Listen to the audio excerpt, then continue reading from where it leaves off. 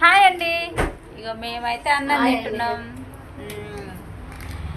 ఇలా కూరలు ఏమేమి కూరలు అంటే చికెను, మటను, తలకాయ నైట్ది, ఈరోజు బీరకాయ.